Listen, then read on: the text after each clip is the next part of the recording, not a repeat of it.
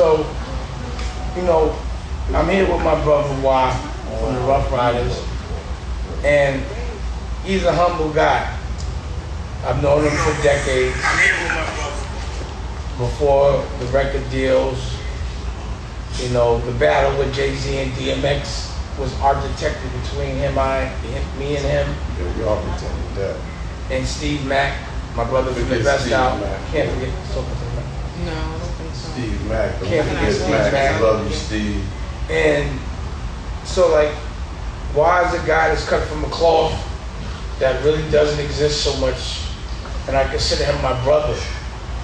You know, when you know someone before the game, during the game, after the game, and the new game, and they've been 100, and you've made history with them on our terms. So, you know, I don't know if y'all saw backstage, but the tour. You know, I know y'all heard about the legendary battle between DMX and Jay, with Big L actually taping it. Yeah, Big My L, half rest of in it. peace. Even down to punk ass Leo asking me, yo, can you come with me to go see the Rough Riders because I'm scared. And I know they like you because they respect you. And I'm like, my brothers, just come with me, man. And I'm going to advise them not to with you, but I'm going to still make sure you're all right because they deserve the experience. Sorry, You know?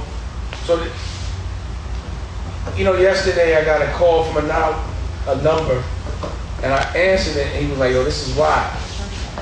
For the Rough Riders. And I said, why? Why? And I said, stop everything. I was rehearsing, FaceTime. Yeah, I seen you, boy. You was doing your rock thing and all that. Yeah, definitely done. But the point is the respect that I have for these guys are my brothers. You know? And they made me really proud because we came from the same place, we did the same things. And like I've seen a lot of people compromise. You know, walk away from their integrity for the bag, but they never did it. And we were also able to get money together with the tour, Hard Knock Life. Oh yeah, we killed that. So without further ado, I wanted to introduce my nigga Watt. Dane, thanks for having me. I appreciate you, beloved. Always. And, you know, having him, Paul, this is my brother. I haven't seen him in like a decade. Yeah, it's our first time together in a minute, but it's been You know, you and your brother have made history. Can you tell everyone what the Rough Riders is, how y'all started, what it meant, how long? Tell the story, bro, because you're usually behind the scenes, but I think you're a guy that people need to know. Yeah, we, you know, Rough Riders, we started from the Bronx, from Uptown, you know, the birth of hip hop. That's where it all started at. 1520 in the Bronx, Mount Vernon, New York, Harlem. You know, we represent Uptown. It's me, my brother, my sister. We pretty much, And also don't act like you're not Swiss's uncle. and Swiss is my nephew, yeah, you know what I'm saying? Swiss, I started Swiss at 12. You know, I'm just like the mastermind behind the scenes, just getting things done. You know, we bosses before we became in this music industry, getting in the streets, handling our business. We entrepreneurs by heart and spirit.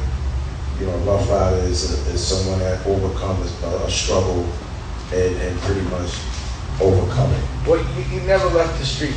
You never left your brothers.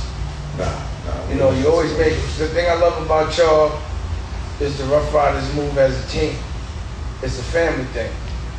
And I've never seen y'all, I don't know what y'all do behind closed doors, but I never heard of the Rough Riders beefing with brothers. I never heard of it.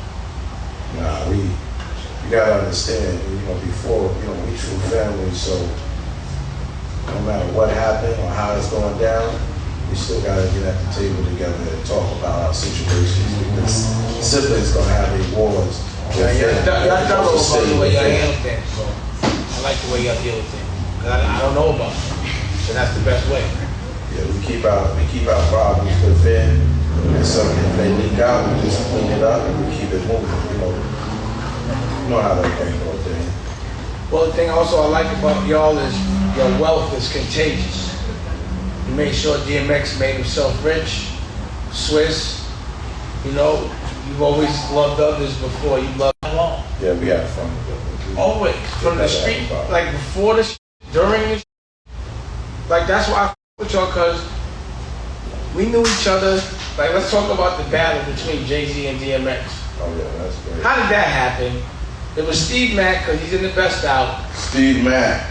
And you know, him and I used to argue every day. He'd say, "Oh, my artist is soft and this, that, the third." And then he started hanging out with y'all and DMX and all this, and it was like real rough, tough. Yeah. And we were just like, "Then let's have a battle."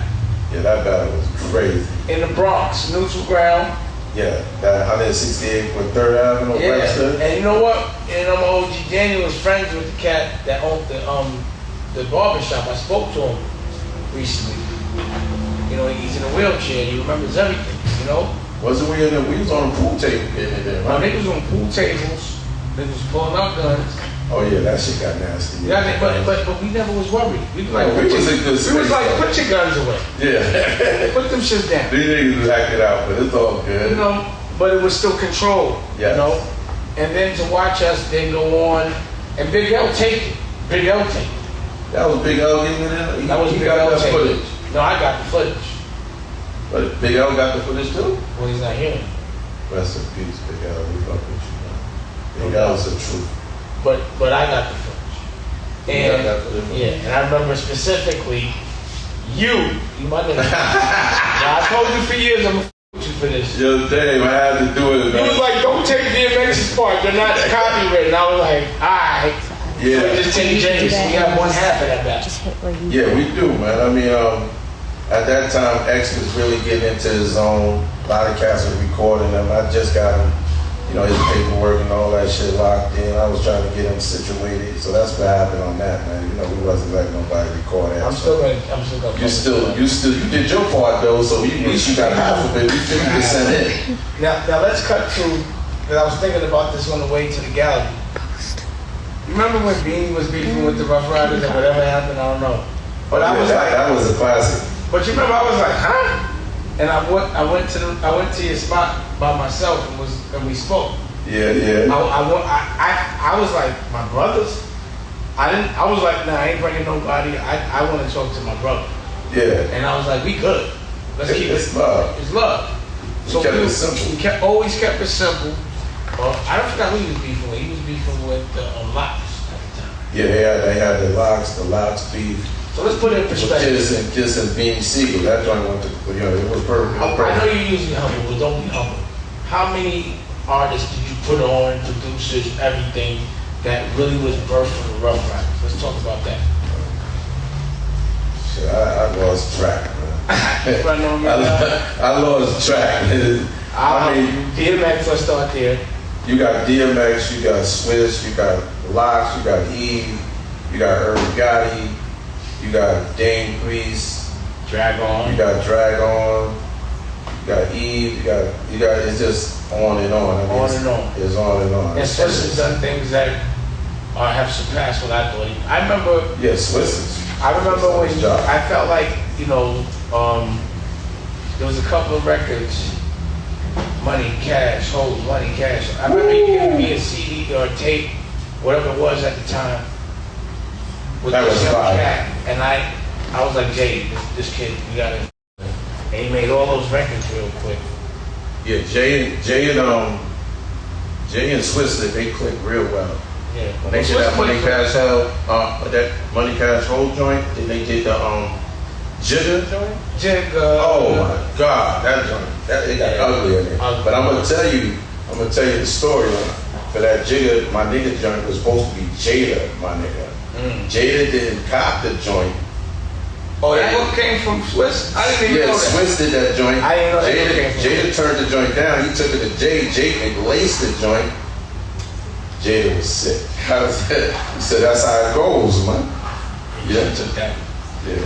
Jay killed that, bodied that real nice. So let's talk about the Hard Knock Life tour. Oh, Hard Knock Life tour. Wow. I mean, shit, We made history. That was our first tour. We did it with y'all. Yeah, well, you know, remember they were like, yo, you gotta, to me, and no disrespect, but they were like, when we had that, we were like #1 for like 1 to 2 weeks. Yeah. I wanted to put together a tour, and they was like, you gotta go on tour with Drew Hill. And I was like, nah, I ain't going on tour with Drew Hill. Yeah. I said, let's wait a couple of weeks and then I'll go get with my niggas.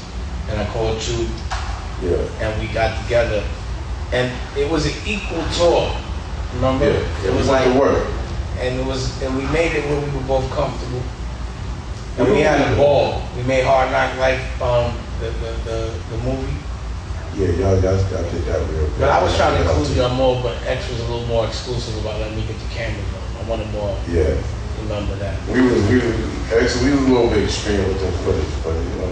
You guys were always very protective of your space. Damn, you always got the camera on, man.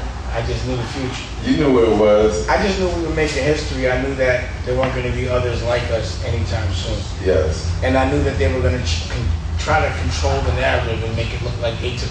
I didn't want anybody to take credit for you and I, Yeah. with you and your brother, what we were doing behind the scenes as almost like a brotherhood from the street that made it. They can't write us out of history, man. That ain't gonna happen. It ain't about they, it's about us. We Yeah. control the narrative. Yeah, that's the truth. Okay, it's us.